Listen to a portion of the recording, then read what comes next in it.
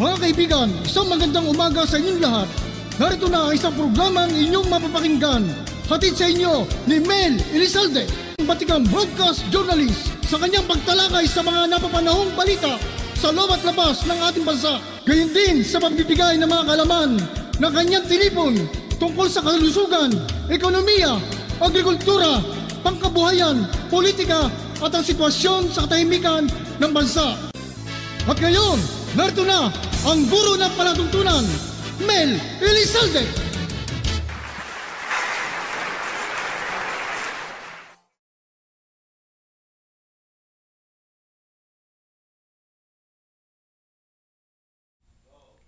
Magandang umaga po sa inyong lahat, mga minamahal naming taga-subaybay. Kumusta po kayo at welcome po dito sa ating programang pang-umagang IB Talakayan.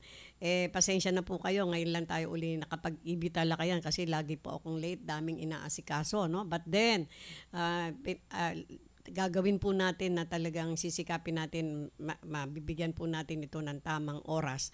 Thank you very much. Ngayon pong umaga, mga minamahal kong taga-subaybay, I'm supposed to discuss things about, yung ating mga nalarapat na i-discuss ngayon, lalo na yung tungkol sa ating katahimikan ng bansa. Dahil yung mga nangyayari dyan sa West Philippine Sea. But then, I've changed my mind because kagabi po, ng hating gabi, almost, ay may tumawag sa akin at nagsasabi po na baka daw po kami mademanda o kaya ano daw po yung cyber broadcasting. I was not able to explain it to him because medyo grabe ang anto ko noon at dahil sa alam nyo medyo ang akin pong bana ay medyo may sakit pa ng konti kaya alam nyo konting ano niyan gumigising ako. That's why just to to make it short, pinatay ko na ho yung telepono, medyo nabuisit po ako But ito po, ngayon ay tatalakayin natin ang cyber broadcasting. Alam po ba yung cyber broadcasting? All broadcasters are cyber broadcaster. Bakit po? Pag sinabing cyber, ang channel natin ay tinatawag na cyberspace. Bakit? Ipinangalan po ito sa World Wide Web, yung WW, di ba yun? Na tinatawag na cyberspace, kaya cyber broadcaster. In contrast with nung di ka pareho sa analog broadcasting, yung communication na ginagamit ng mga na gumagamit po ng mga radio frequencies, na yun po ang difference between the two. Naalala ko po nung mga unang araw ko, yung mga unang time ko po bilang isang broadcaster, no, sa ang experience ko, my first experience sa analog broadcasting. Yung pong analog, yun yung gumagamit ng radio frequency. No, katulad po noong ako unang sumabak sa broadcasting noong 1998 sa radio AM band na kung saan nag-broadcast po ako. Ayan po, matitrace ninyo, kahit i-trace po ninyo yan, aking mga experience na yan. Ang una kong experience sa analog broadcasting ay yung tinatawag na DZXQ. Yan ang unang nagbigay ng daan sa akin sa pagbo-broadcast sa analog. Ano po yung analog? Inuulit ko, gumagamit po tayo ng radio frequency na may permit po yan sa National Telecommunication na NTC Corporation. Commission, I'm sorry. But then ngayon po, na ako po yung nagtayo ng itong ating malit na studio, ito po ay SEC, duly registered po sa SEC, sa SEC. Kaya wala po akong dapat ipangamba. Hindi po ito fraud, hindi po ito kalokohan. Ito po ay korporasyon na in-apply ko po sa SEC at makikita po nyo yung mga papeles natin doon. Pero wala po tayong analog sapagkat hanggang ngayon ang mga radio station, yung mga AM band na yan, mga FM band, bagamat sila ay unti-unti nang nawawala, ay nagkakaroon pa rin ho sila ng medyo, po sila. Ang NTC po, bago magbigay ng AM band, sa inyo, kung kayo po ay isang corporation tulad namin, in fact, we wrote to NTC, National Telecommunication, that was 2 years back, na I'm really wanted to apply for a digital I mean analog broadcasting, yung pong tinatawag na radio yung AM band. But then, I was not able to do it because wala po tayong perang malaking hinihingi ng ating National Telecommunication. But then, through the suggestions of my colleagues na magaling na rin po sa radio at sa cyber broadcast, sinabi nila, Tita Mel, hindi natin kailangan na ngayon ng AM band o yung digital, yung analog broadcasting. Dahil mismo po yung malalaki, katulad malalaking network, tulad na ABS-CBN, GMA Network, SO, sila po ay pumupunta na sa analog, cyber broadcasting na sila. Digital, hindi po analog. Digital, broadcasting na. Kaya, sabi nga po nila, radyo na, TV pa. Pero sa totoo lang, sila sa internet na. Dahil alam nyo po, yung digital cyber broadcasting ay malawak po ang nito, malawak po ang nasasaklawan nito. Hindi kamukha ng analog, AM band. Most probably, ang pinakamalawak ko nilang magagawin kung nandito po tayo sa Pilipinas ay nationwide lang, but not outside the Philippines. No, yan po ang paliwanag. Pag analog tayo, radio, no? Kaya sinasabi, subalit sila po ay lumilipat na rin at gumagamit na po ng cyber broadcasting. Yan po, nakakagalit po kasi yung tanong sa akin kagabi. Baka daw mademanda kami. Kasi sa inyo pong kaalaman, mga minamahal kong listener, ang ating pong korporasyon ay family corporation po ito. No? Hindi ko po maaalis na nangangamba yung ibang mga kamag-anak ko. But then, hindi po nila kasi naintindihan eh. Ang akala po nila, nagsasaya lang po ako. Hindi po totoo yan. No? Kasi ako po, medyo malawak na rin ang aking kaalaman dahil matagal na po ako sa broadcasting. Analog po ako nag-umpisa. Ano po yung analog? Inuulit ko. Yung pong radio, AM band, FM band, na merong frequency galing sa National Telecommunication Commission. No? Yan po yung NTC na siyang namamahala po sa mga broadcasting noon. Hanggang ngayon naman. But then, if you apply for the radio frequency, analog, pwede rin ho, pero magbabayad pa kayo. Why should I do that? Malawak na ho tayo eh. Hindi lang po ta sa Pilipinas, all over the world, global na po tayo. Cyber broadcasting po tayo kasi. As long as there is an internet, maririnig po tayo. At sapagkat sinasabi nga po, malawak po ang sakop ng digital channel. Bakit po? Ito po ang kalawakan yan. Saan po ba nag-umpisa yung kalawakan ng digital channel? Ang pinakamahalagang platform po ng digital channel ay alin po? Facebook at YouTube. Kaya pag sinasabing digital channel po kami, ibig sabihin cyber broadcasting at tayo po ay nasa Facebook at YouTube all over the world. And huwag niyo pong matahin yan. Bakit? Sapagkat nandyan din po ang pera. Alam niyo po ba, ngayon tayo ay, bagamat hindi pa naman ho tayong kalakihan ng mga viewers, meron na po tayong matatanggap at dito sa, sa YouTube. US dollars po. Ay, yan po ang ating pong pinagpupunyagian sapagkat isa po yun sa mga source ng Elizalde Broadcasting. Ang mga numbers of viewers natin. Tayo po ay nasa, how many na? 28,000. 88,000 na bang viewers natin. So, kung kaya't medyo malaki-laki na rin po in dollars ang equivalent noon. But then, we are happy dahil bago po ako nagsisimula pa lang po ako dito sa building na to. Kasi galing po kami dyan sa UN, sa isang building dyan sa UN Avenue, naka 3 years po kami dyan and then lumipat po kami dito. And dito po, maglilimang taon na kami. Hindi pa rin ho kami nakakaangat until na-join po sa atin ang ating pong kasamang si Mr. Chot Velasquez na isa pong magaling na management man. Opo, siya po ay he's like a son to me. Mabait po itong taong ito. Siyempre, kilala ko. Hindi ako pwedeng lokohin ng kahit sino sapagkat sabi nga po ng aking husband, you cannot fool a woman who crossed the Pacific. Not only once, but several times. No? Pinagmamalaki po kasi ako sinabi yun. Sama-sama po ng loob ko eh. Para pong ang dating wala yatang tiwala sa akin. no? Kaya nga po ito pinaliliwanag ko. Ito po, siyempre, ang mga kasama natin, nung mga unang mga taon natin, ay medyo hindi ho sila gaanong kahusay, hindi sila maraming alam dito sa cyber broadcasting until a group of friends from, ano ba yung nag-introduce sa'yo? Mga kaanak po na we are friends. Inintroduce sa akin itong batang ito, si Mr. Chot Velasquez, nag-graduate ng UP at TUP.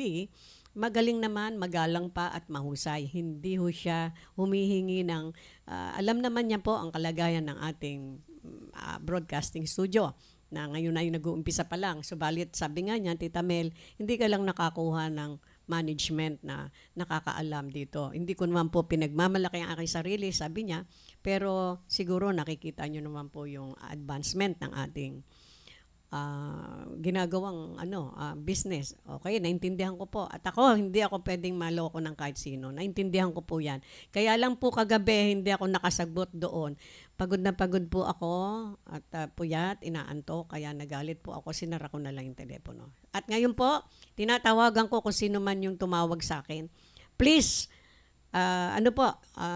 tumutok po kayo dito sa ating talakayan, November 14, 2023. Tinatalakay po natin, ano po ba ang cyber broadcasting? Ayan, inuulit ko po, ang cyber broadcasting ay mas malawak dahil gumagamit po tayo ng internet at digital channel po tayo. Whereas, yung pong analog na sinasabi, lumang tipan ho yan. Kumbaga, I'm sorry po, ininagay ko sa Bible. Hindi natin dapat ikumpara yun. Pero, kumbaga, luma na po yun.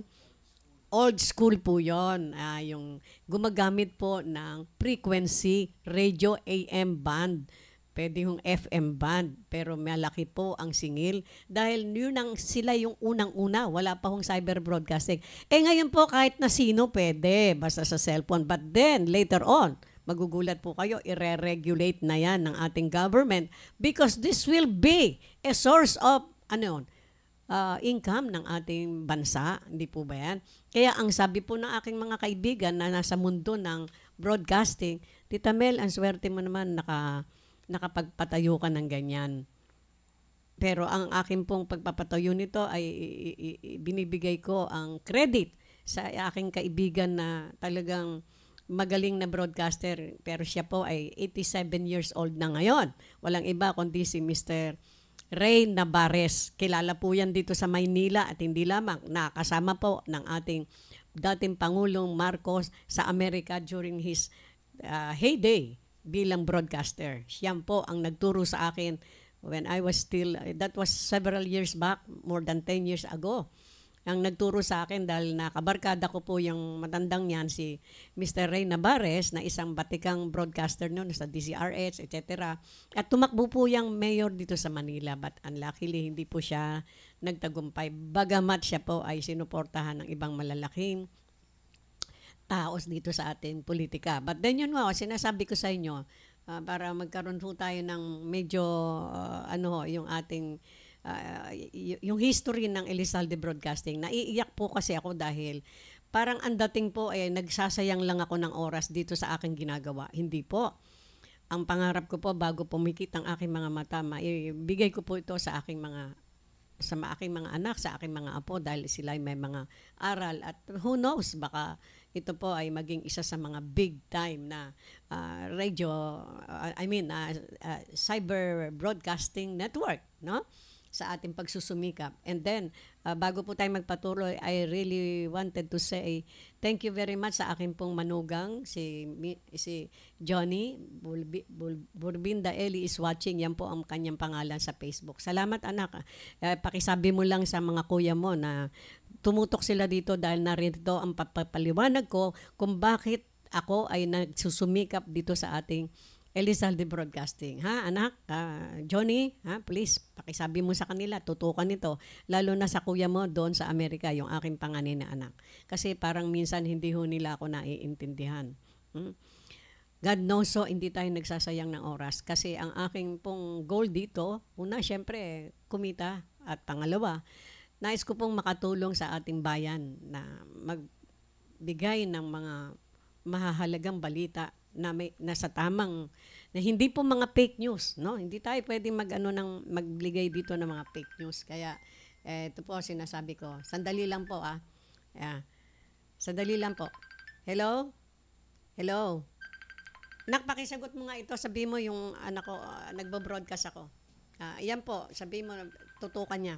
Yan po, ang sinasabi ko nga po, kaya nga nais kong ipaliwanag dito sa ating talakayan ngayon sa ating talakayan na cyber broadcasting, nais ko pong ipaliwanag sa inyo kung ano ito. Ito ba ay kalokohan? Ito ba ay ano lamang? Kumbaga, ano lang ito? Dahil lang sa hilig ko? Hindi po. Hindi po hilig ito. Kaya nga, sinasabi ko mulit-muli, Johnny, yung aking daughter-in-law na isa sa mga daughter-in-law ko, sabihin mo sa mga bayaw mo, ha? Ipaliwanag mo, sabihin mo, tutukan nila. Narito ang paliwanag ko kung bakit tinututukan ko ang ating, ang tinayo ko itong, studio ng Elizalde Broadcasting. Hindi po tayo nagsasayang ng oras. In fact, when I retired 2 years before my retirement, inisip ko na po ito. Kasi what will I do after my retirement? Isa po akong dating maestra dito sa Manila. Secondary public school teacher po ako. Naisip ko anong aking gagawin. Katulad po ba ng aking mga kasamahan, hindi ko naman po sila minimenos na nandun lang sa bahay hanggang tayo ay pumanaw na. Hindi po ako ganun kasi sanay po ako magtrabaho. Kaya nga, ito po ang task ng Elizalde Broadcasting is the delivery of information to the people. Yun hong hindi fake news Yan po. The right and reliable information for the people. Yan ho ang goal ng Elizalde Broadcasting. Kung kaya ngayon po, makinig po kayo yung nagtanong sa akin, ano ba yung cyber broadcasting na yan? Baka mademanda kayo dyan, sabi ho sa akin.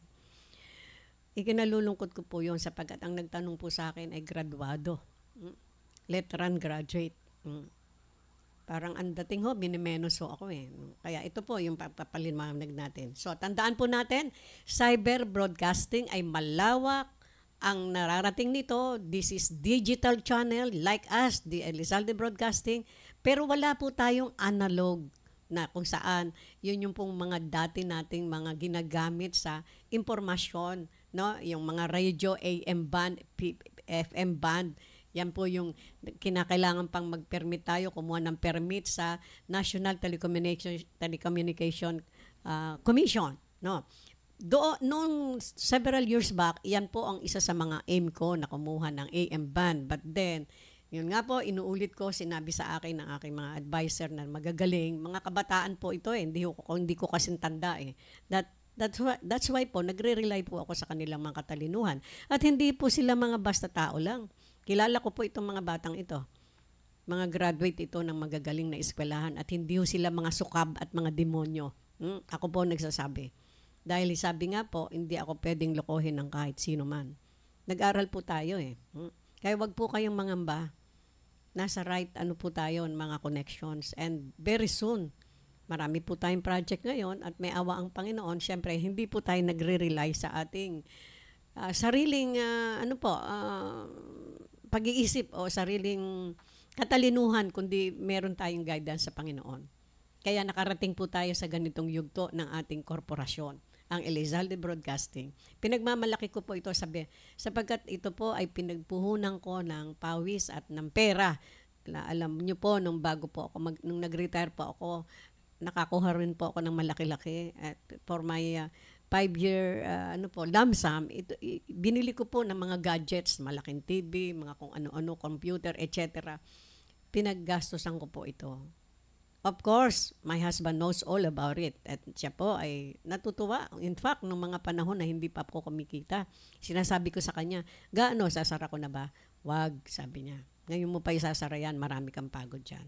He's very supportive to us. To me, kasi po alam niya hindi ako naglalakwatsa at ginagawa ko po ang lahat. At pag dumarating ako, kinikwento ko sa kanya at isa pa, nag-ano po siya, tumututok siya sa ating mga programa. So, yan po. At ngayon, ipagpapatuloy po natin yung cyber broadcasting.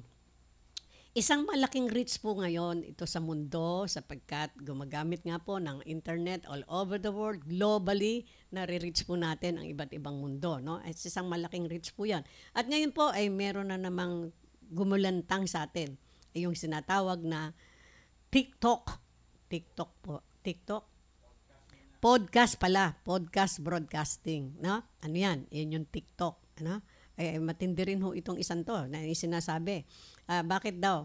Ito yung nilalagay sa TikTok, puro video lang po ito. Kahit ano, kahit sino, nag-TikTok, kahit yung nagse-cellphone hindi po ba? TikTok sila. Marka po ng post-modernization ng anything goes, di ba? Anything goes, parang multo. Kahit ano, kahit walang kwenta, binibideo. Tapos ina-upload. Bahala ka na. Gusto mong sundan, ayaw mong sundan. Nagpaparami ho sila dahil alam po nila may pera dito.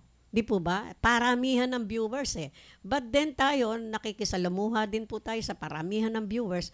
But then we will assure our viewers na our broadcast is with quality. Na po? May quality ang ating broadcast at hindi po tayo mga fake news sapagkat tayo po ay bago tayo mag-broadcast ay ina-assess na natin yung news na ating pagtatalakayin or whatever that we have to announce in this broadcasting, digital broadcasting natin. Yan po ang totoo. Kaya po, hanggang sa ngayon, nakikita po ba natin na ang analog broadcasting ay sumusunod na po? Sumusunod na rin sa yapak ng cyber broadcasting. Sapagkat kung sila ay mananatili sa analog broadcasting na kung saan radio po yon, no? Merong frequency AM band or FM band. At kung television naman, abay limited din ho yun, hanggang Pilipinas lang. Kaya po malaki din naman ang bayad pagka sa magpapa-advertise kayo sa television, no? Hindi ko po sila inaatake pero yun ang katotohanan, yung malalaking broadcast network ngayon ay ganoon na rin po ang ginagawa, yung GMA. Meron ho silang Facebook channel, may sila YouTube channel, etc.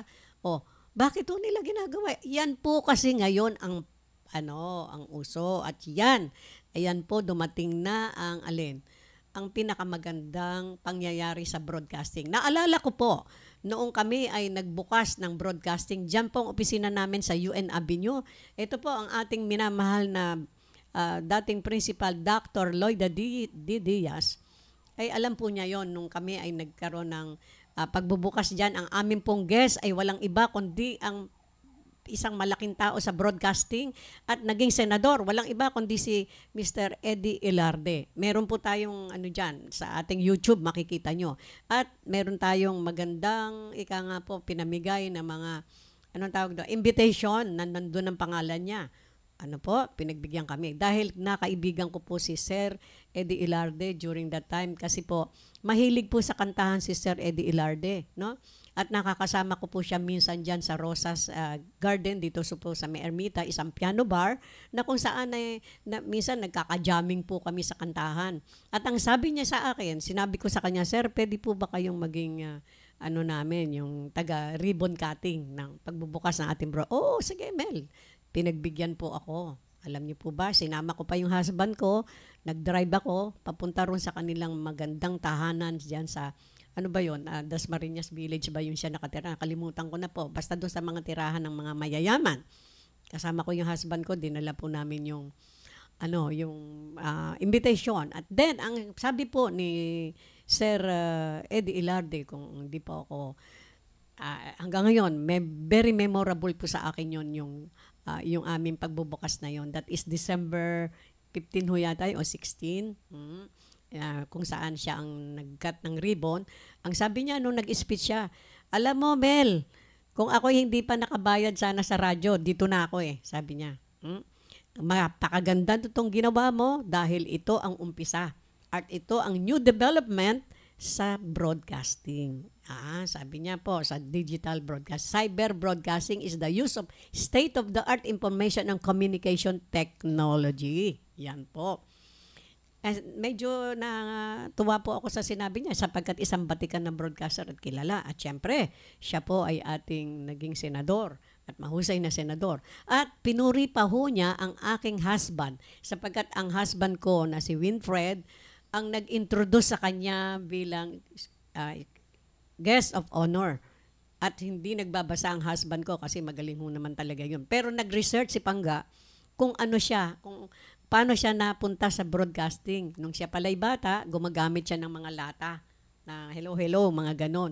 Natuwa siya kay Winfred. Ang sabi niya, hindi raw po siya na, isa sa daw sa mga nakita niyang magaling na magsalita ay si Winfred. Ang sabi niya, kaya pumalakpak naman po ang tenga ko. And in fact, kasama po natin noon ang ating parang kapatid ng aking sister-in-law na namayapa na, si Corazon Ignacio Elizalde, na ang kanyang kapatid na magaling ho, graduate ng ng PNU, no? Philippine Normal College. Opo, university, siya, parang may honor 'yan. Walang iba kundi si Gloria Ignacio. Na ngayon po kaaalis lang, pumunta ng Amerika. Nag-text nga po siya sa akin Thank you very much, Mel. Sis, I will miss you. Kasi bigla ho siyang nagpunta ng Chicago dahil may mga anak siya doon. And matagal na po kaming hindi masyadong nagkakausap dahil busy po ako. At siguro meron din siyang pinagkakabisihan dahil may mga apartment niyan dyan sa Paco.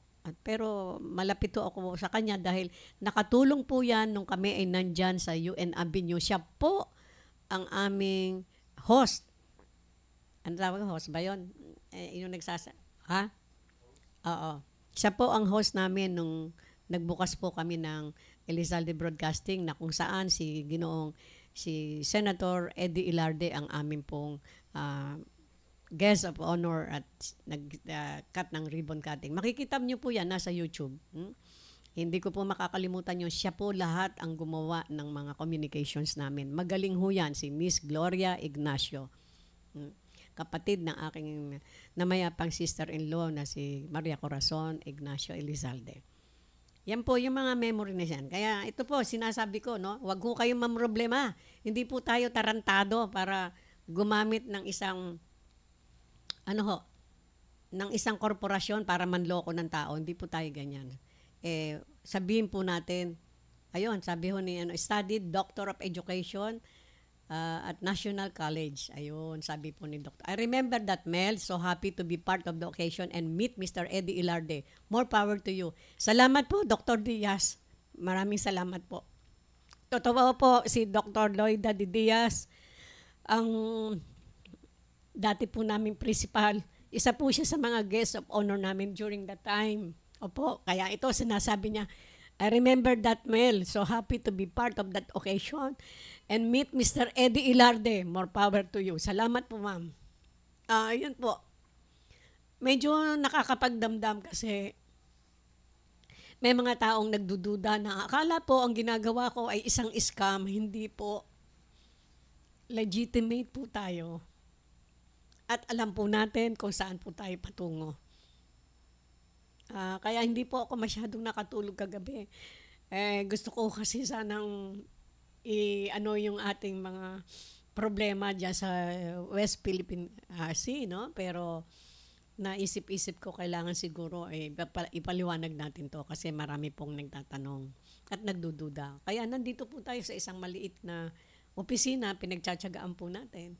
And very soon, with the help of God, I know, and with the help of these people who are so brilliant and mababait naman ho, matataas ang mga pinag-aralan.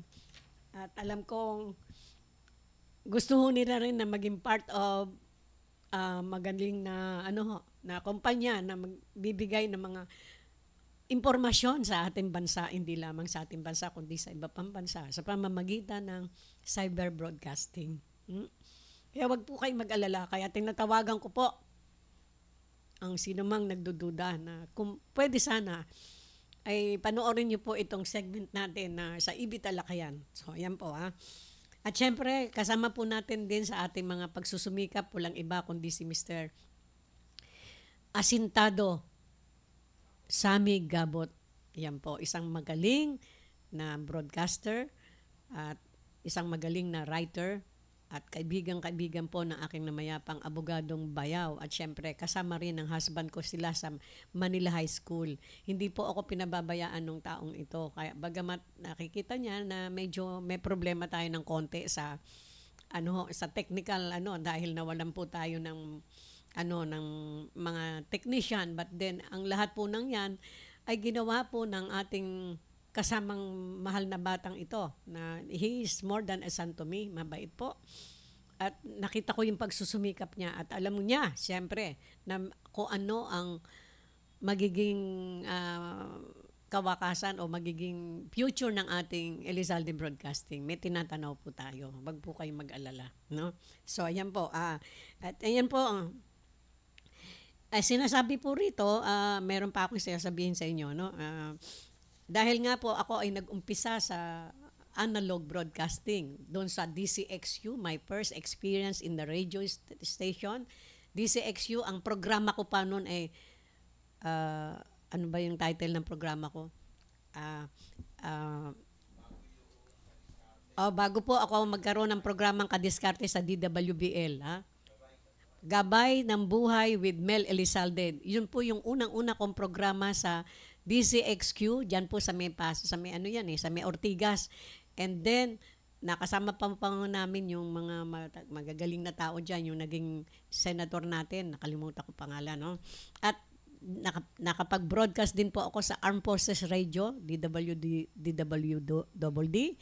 At finally, dyan po sa DWBL na kung saan hindi ko makakalimutan na napakabait ng ating station manager si Ma'am Joneda. Ayan po, napakabait hanggang ngayon. In fact, bumisita po siya rito sa ating studio several months ago o a year back, no? At sinasabi niya, alam mo Tita Mel, kung ako may pera, ganito din ang gagawin ko eh. Hindi naman po, pinagsumikapan ko lang. Kasi hanggang ngayon siya ang operation manager ng DWBL, si Ma'am Elsa Joneda. Kumusta po kayo, Ma'am? Ayan po, At sinasabi po natin na yung ating mga experience sa broadcasting ay malaki po ang naitutulong dito sa ating pagpunta sa cyber broadcasting. Dahil tumaas na ang antas ng broadcasting, hindi na po analog, cyber broadcasting na.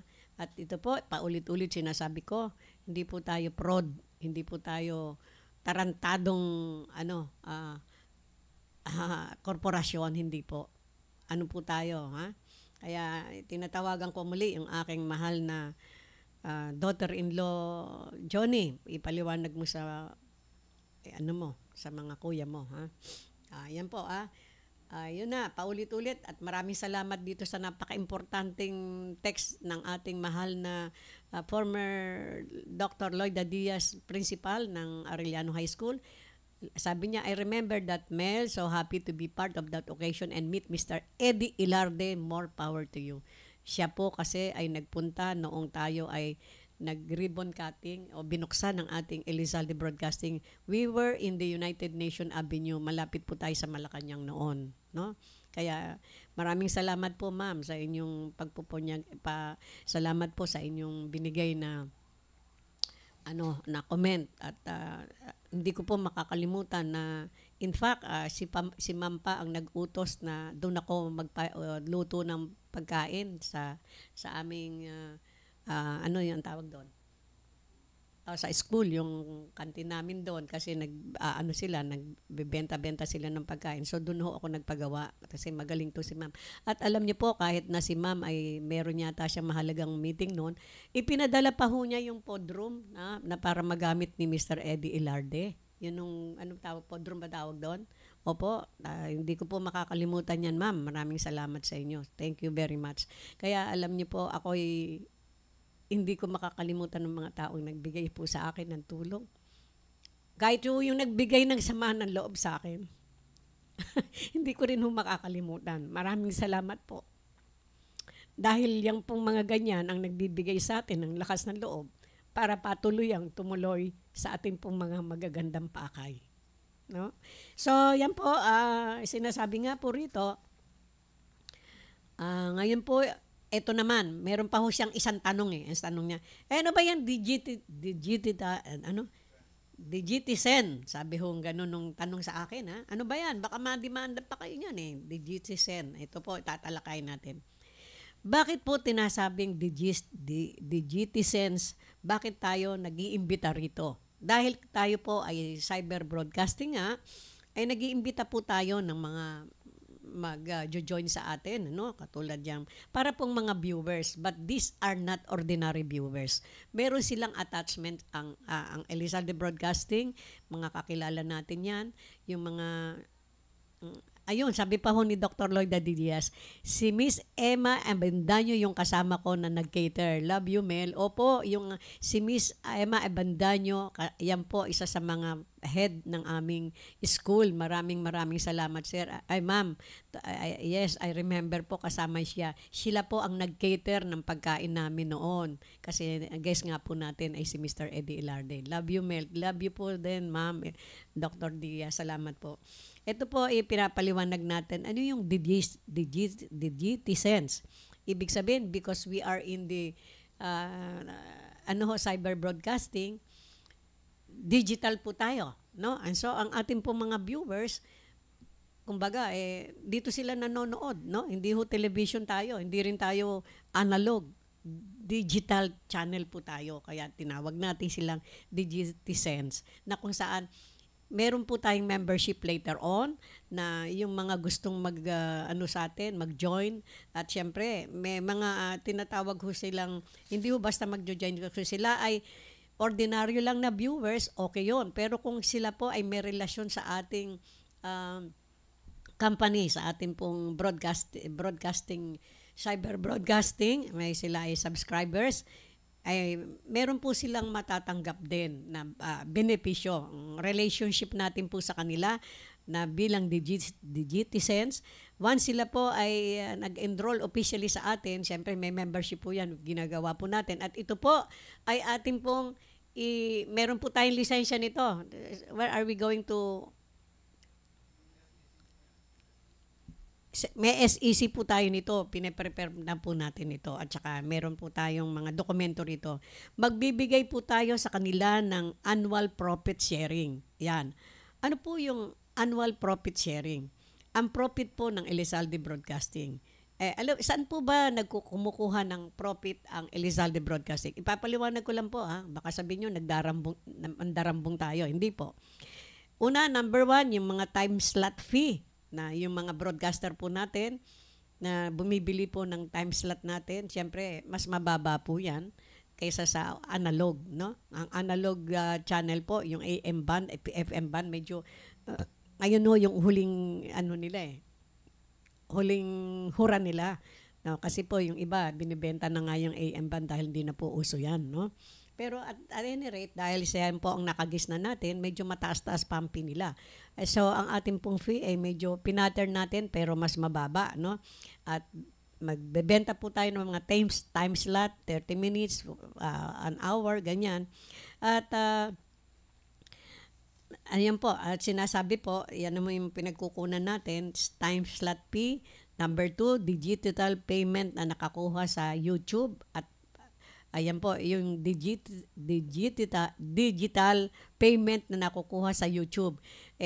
Pinagmamalaki ko po kahit na hindi pa ganun kalaki, malaki na po ang lumalakad na nasa malapit. Dollars po ang binabayad dyan. At makikita nyo kung pwede nyo naman pong tingnan yan no?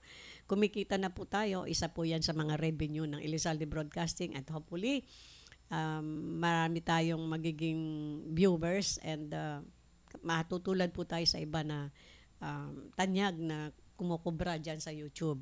Malinis po ang ating studio at ang ating po mga programa ay batay sa mga news na kung saan ay hindi ho fake news, no? Hindi po tayo ganyan. Ayan po. At saka syempre, yun nga po, isa sa mga revenue natin na kukuha ay sa YouTube at saka sa Facebook. And it depends on how many thousands or millions ang ating mga viewers. And hopefully, magagawa na po natin yan. At nagagawa na. Pwede ho ninyo tingnan. Kaya sinasabi ko po sa inyo, iba na po ang daigdig natin ngayon. Ang radyo, tandaan nyo po, ang analog broadcasting, boses lang. hindi nakikita. Samantalang ang cyber broadcasting, pati mukha ng tao, lahat po nahahalukay, no? Yan po, yan ang kaibahan. At saka, babalik ko tayo dun sa sinasabi nating, ano ang magiging makukuha ng mga Digitizens na kung sakaling maging member sila ng ating Digitizens channel, no? Ito, pangatlo, yung mga merchandise natin. Halimbawa po, meron po tayong mga t-shirt ng Elizalde Broadcasting. If you are interested to buy, okay po, no? Who knows, baka tayo ay makilala na. Siyempre, pag nasuot yung t-shirt ng Elizalde Broadcasting, alam nyo naman po tayo, di ba? Gaya-gaya po tumaya.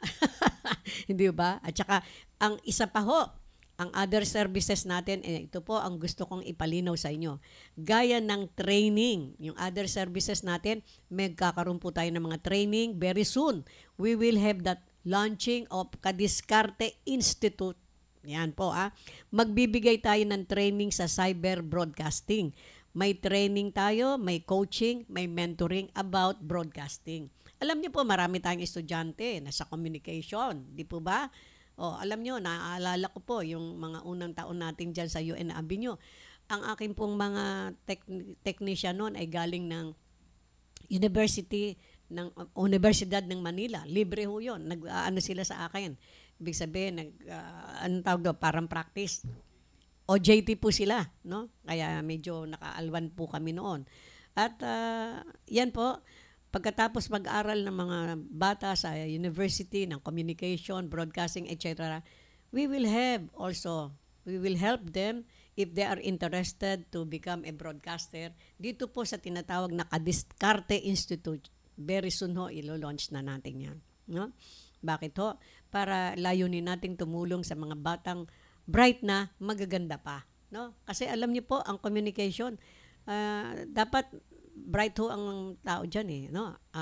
At mas maganda pa kung hindi lang bright, maganda pa, no? Yan ang wala tayo, no? Kaya hinahanap po natin yung mga batang yan na magaganda namin at batang-bata pa sila at medyo may boses, no? Tuturuan natin sila yung coaching ho natin sa training, sa broadcasting at saka mentoring. Yan po very soon. Kaya doon po sa mga nagtatanong, hindi po tayo illegitimate. Hindi ko po ito na ipaliwanag ng mabuti ngayon lamang at paulit-ulit ko pong sinasabi. Sana po ay paulit-ulitin yung panoorin ito para malaman ninyo na hindi po tayo illegitimate at hindi po tayo fraud. By the way, nais ko pong batiin yung ating mga followers. Miss Teodora Villato is watching. Thank you very much, ma'am. Miss Grace Villato, let's support cyber broadcasting. Thank you very much, Grace. Thank you so much. At sa mga kasamahan po natin na patuloy na tumatangkilik at talagang ginagawa po ang lahat para sa ikabubuti na ating broadcasting. Bagamat na ngayon pa lang ay medyo, habang maliit ang kumot, matutong mamalugtot, naintindihan naman itong mga batang tong kasama ko. At sinasabi nga nila, malaki ang potential natin. Basta't pagbutihin lang natin, magtulungan tayo sa pamamagitan ng tulong ng Panginoon sa atin dahil hindi naman tayo illegitimate, tandaan niyo po yan, no? So hanggang sa muli, mga minamahal kong taga-subaybay, pero bago po tayo maghiwa-hiwalay, gusto ko pong batiin yung mga kaibigan natin, Dr. Leticia Sarceda, of course, Dr. Lloyd Daddy Diaz, Ma'am Antonieta Di Tapang, ang ating former English Department Head sa Arellano High School na siyang writer po ng mga English books dito sa sekundarya sa buong Maynila, no? Si Ma'am Antonieta Dizon Tapang. Of course, Mr. Asentado Sani Gabot, Mr. Ray Pabilona, our friend CPA, Mr. Rodrigo Santo Domingo, CPA, and at the same time, licensed broker. Yan po, mga kaibigan natin. Mr. Ray Buendia. Ayan. May programa po siya sa atin. Baka itong Thursday ay darating siya, no? About, ano yung program niya? Divine Wealth. Extraordinaryong topic ko ito, pero ito ay meron siyang mga dokumento rito. Dito lamang po ninyo maririnig sa Elizalde Broadcasting. And of course, I want to say hello to our good friend, Miss Eunice Abanto. How are you now, my friend? I hope nakapagpa-doktor ka dahil yung aking mahal na kaibigan na to, medyo masama ang boses kahapon, parang kumanta magdamag eh. Messi puno siya. And of course, I want to say hello also to our good friend, Miss Emily Briones Molo, ang akin pong magandang inaanak at matalino na still connected with the Quirino High School, Miss Salve Robles. Maraming salamat po sa inyo at sa lahat ng ating mga kasamahan dyan sa Arellano High School. And of course, my comadre, yung comadre kong napakabait, maganda na, mabait pa, walang iba kundi si Marta Briones. Mare, kumusta ka na ha? Mag-alala at very soon we will have our reunion na mga kasama natin dyan sa Arellano. So hanggang sa muli, mga minamahal kong kadiskarte, sana po medyo naliwanagan nyo ng konti dahil nakakasama po ng loob eh. Sabi ho, baka daw madimanda ako. Itong tanda ko na to, madidimanda. Ewan ko lang po. Maraming salamat anyway sa inyong lahat. At don't forget to like us, follow us, and of course, subscribe us sa ating pong YouTube channel and Facebook channel sa Elizalde Broadcasting. And lagi ko pong sinasabi, I love you all. Bye-bye.